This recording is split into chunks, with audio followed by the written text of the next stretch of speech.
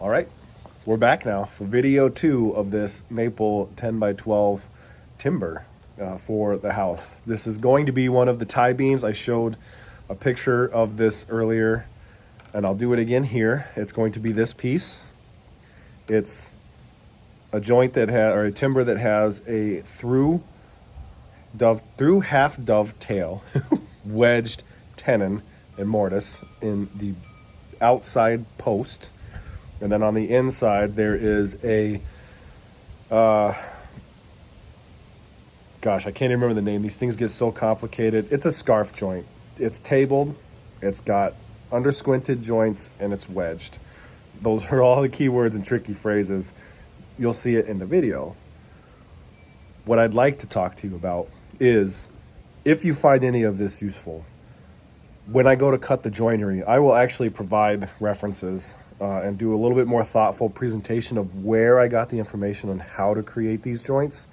I know personally when I started out on this journey, I struggled to find useful information on how to size the joints, how to lay them out, especially these scarf joints, and where to put them. Placement is very important for these things.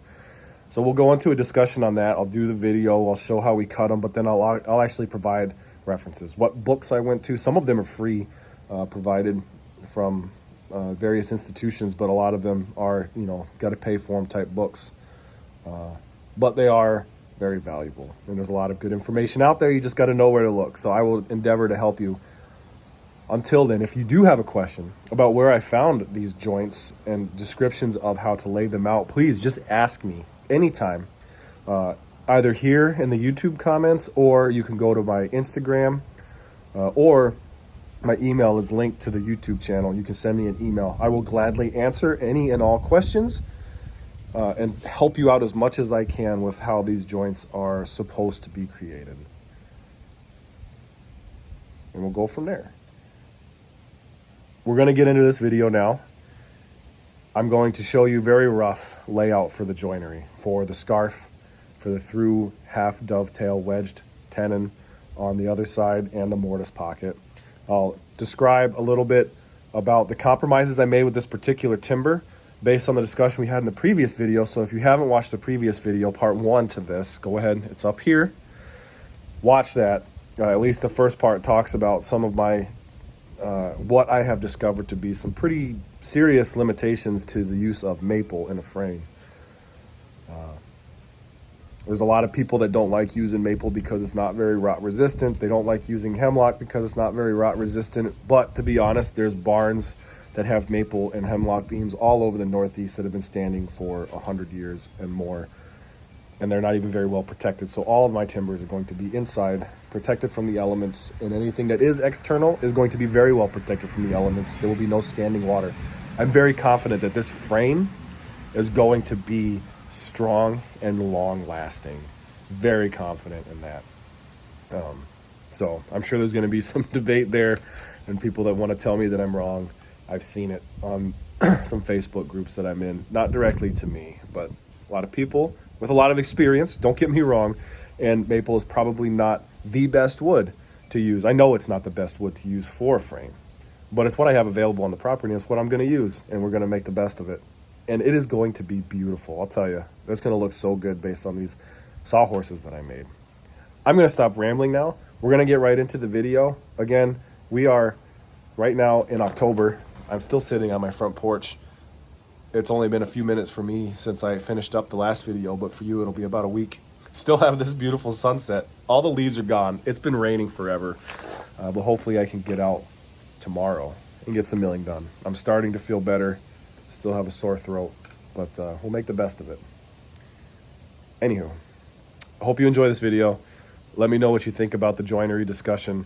And if you have any questions or you want any help finding references, please ask. I have a ton and I know where to look to some degree. Definitely not an expert, but I've done a lot of research. So here we go. First order of business is to drink some coffee. My wife has been going to this local place, not that they roast or, grow their own coffee beans, but it's a lot more craft or whatever you want to call it. And this is really good. It's definitely not Folgers, and I'm really appreciating it. I like to drink my coffee just black, unless I go to Dunkin' Donuts in the fall time, in which case I will get a pumpkin spice because I do like that kind of stuff in the fall time. But otherwise, just black coffee for me. How do you drink your coffee? If you drink coffee. Otherwise, what's your beverage of choice to get yourself moving in the morning? Let me know. Thanks. Okay, I've started out a little bit of joinery layout here. So this is the side where the scarf joint is going to be. And the scarf joint is 4 feet long. So a 4-foot scarf joint. So most literature that I could find says that the scarf joint needs to be 4 times this dimension. Here it is. This is a 12-inch timber, so 12 times 4, and 48 inches. That's easy math. And the purpose of the scarf joint is to join 2 timbers. So as I draw this out, it should become a little more apparent. To join 2 timbers, lock them in place, and keep as much integrity of the original beam strength as possible. And the scarf joint actually provides this joint with very little structural loss to the whole system. It's a pretty incredible joint. Very, very useful when you need to span 30 feet, but you only have a bunch of 10 to 15 foot length timbers. So we're going to start this off. I've measured 4 feet. I've got 2 feet for a center line, right? So 4 foot, 2 foot, and then 0 with cutoff for waist. Then I measured up on this side 2 inches, down on this side 2 inches. All right. Now that gives me everything I need to do the layout of this, what I would consider to be a fairly complex joint. So I'm going to start this side. So I lined up the corner here with the 2-inch mark down here. All right. And this is going to be this line here. And I'll explain why I didn't start at the center line here in a second. Now I move up and I reference the 2-inch mark there, and the corner on the other side, and this one goes like this. Okay, we're most of the way there. Now, a couple of things. I don't have my 45-degree measurement here, or a combination square on my person, but this is going to be 45 degrees from here, from this face to this corner. Okay, so this is the under squinted part, is this thing that locks this piece in place, and there's going to be another one over here. Okay. Again, not perfectly 45, but that is okay. This is actually, there's so many different names you can use for these, but this is also mentions being tabled. And what tabled means, hopefully will become apparent here in just a moment. So what I'm doing now is drawing a little box. That's a 2-inch square. Okay, so more or less this is 2 inches by 2 inches. This is all going to get cut out. Right, and a couple of wedges will go through here, boom, and push this all apart and lock it into these under squinted pieces. And this is going to be my waist over here. So all of this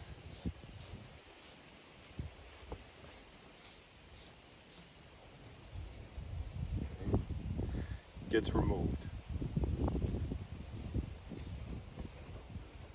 You can kind of see what's going on here, right?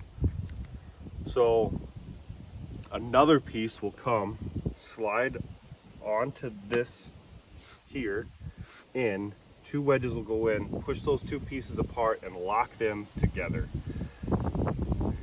And that right there is enough for this to carry all the weight that it would as if it were one continuous 12-inch beam. Now I'm going to go ahead and put a couple of probably lags, maybe dowels, into this face here, into this part, and into here. Now the reason that you do that is not so much to keep this from like pulling apart. It's because this joint strength is in this direction and with forces going in this direction or this direction. If you apply force in this direction, this is where this beam or this particular joint is not quite as strong as it could be. There's other things to do. You can put tabs on this side and on that side that interlock with the other piece, and that keeps any kind of flexing in this direction. And this joint supposedly is actually pretty good even at resisting those forces. But if you put a couple of fasteners in either side here, it helps keep this from like bending in those directions. There really shouldn't be any forces like that, but wind, snow, blizzards, whatever might come through. So we're up here in the Northeast, so it's best to have as much engineered protection from flexing and lateral forces as you possibly can. So that is the scarf joint. We're going to move down to the other side and I'll show you the through wedged half dovetail mortise or a tenon joint. We'll lay that out. Okay, the half, these joints get very complicated to say over and over again. So the through wedged half dovetail tenon joint. So this is the outside face. So my post will be here, and then the outside of the post will be here. So this joint is actually going to go all the way through this 10-inch beam and be visible on the other side. It'll be flush, right? Because I got to put siding and stuff up against it.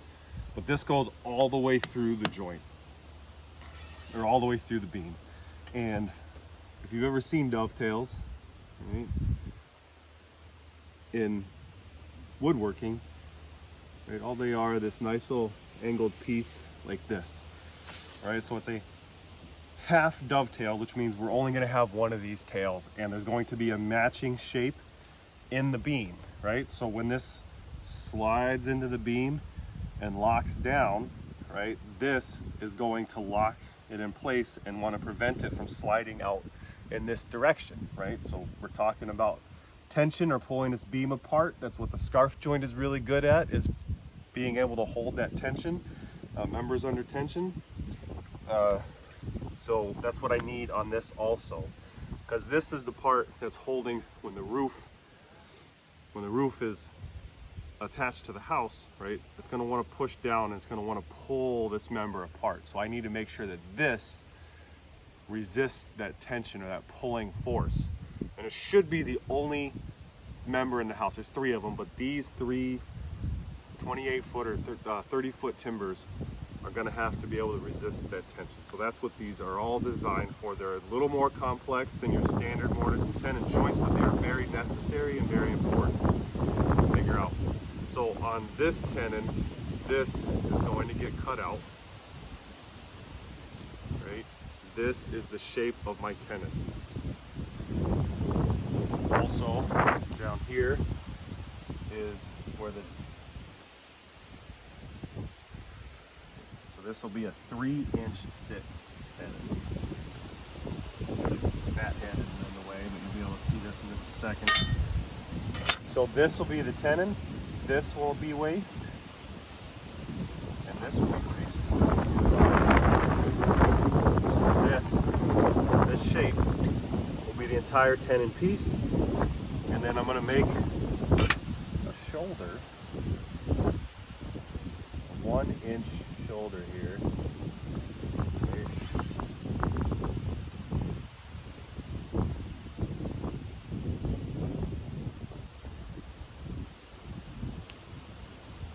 less like this.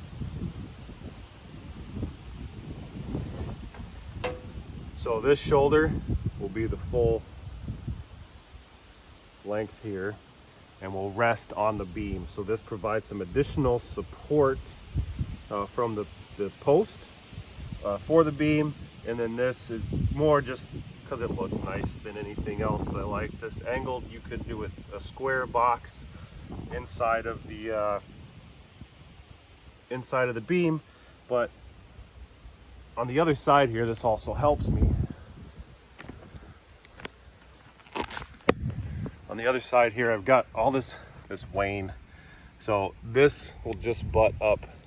Sorry. This will just butt up naturally and will not be housed, so I don't have to do any weird scribing on these ends. It just butts right up. Simple, clean, very effective for that joint. So that is the half dovetail. The through wedged part means that up here, when this slides into the beam and locks into place, there will be a 3-inch hole all the way through the beam above this member. So I'm going to have a couple of wedges that will go in here, right? You pound them in and they will be wedged in this direction. So as I pound them in, it pushes this beam down and really locks that dovetail into place. So this thing will not want to go and pull out of its post ever in its whole entire life. In addition to the wedges, there's going to be 2 wooden pegs in here. They will not really be doing anything other than just keeping this locked in place. This and the wedges will carry all of the tension, so the pegs should not fail. The pegs are more just again, security measure, right, to help assist to keep anything from wedging out. So things that I need to be mindful of with this joinery is these timbers are very green. They're going to be green for many, many, many, many years. And this wedge on one side will be exposed. And as this stuff shrinks, gaps will become evident. The wedge will loosen up and I'll need to tap the wedge in, right? So I'm gonna have to go around my house for quite some time and tap these wedges in just continuously to make sure that everything is nice and tight. So going to be pretty important. If you use the right wedges, you can pound them in pretty hard and they compress. That accounts for any shrinkage, but you know, you gotta be careful and make sure everything stays nice and tight. The mortise pocket down here is really nothing special. Bring it down there. So on this side, there'll be a beam coming up from, or a post, sorry, coming up from the concrete and my sill plate. So right here, so there'll be a mortise to accept the tenon on the end of that post. And it'll be another 3-inch tenon, so a 3-inch mortise.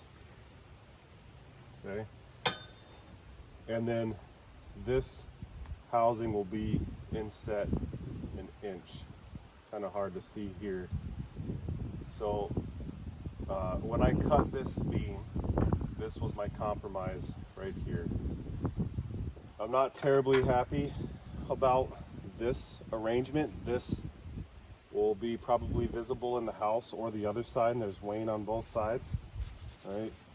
And what I don't like about it is the if you can see this,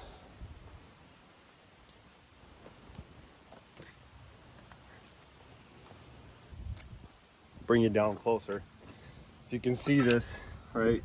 So my post is going to come out to here and to here.